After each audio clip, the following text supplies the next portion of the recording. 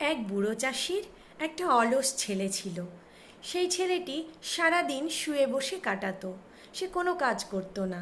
তাই চাষি যখন মৃত্যুশয্যায় তাকে বলল যে আমার মাঠে অনেক অনেক ধন পোতা আছে, তাই তুমি যদি খুঁড়তে পারো তাহলেই তুমি সেই ধনগুলো পেয়ে যাবে। এ কথা বলার কিছুদিনের মধ্যেই চাষি মারা গেল। তারপর তার সেই অলস ছেলের সারাদিন সেভাবেই কাটতো।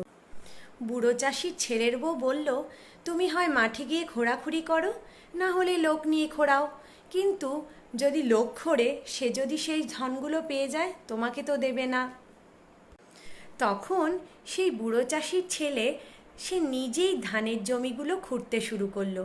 সে খুঁড়তে খুঁড়তে দেখলো যে কোথাও সে জমিতে কোথাও ধন সম্পদ পেল না। তখন তার বউ বলল, তাই জমি যখন খুঁড়েই ফেলেছ, কিছু ধান নিয়ে এসে আমরা বপন করি, তাহলে অনেক ধান হবে, সেটাই আমরা বিক্রি করে বাজারে কিছু টাকা পাবো। তখন চাষির ছেলে তাতে সম্মত হলো।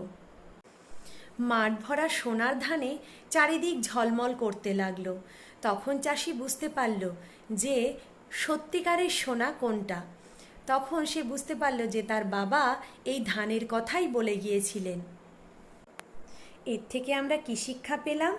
যে আমরা যদি কষ্ট করি তাহলে আমরা তার একটা ভালো ফল নিশ্চয়ই পাবো।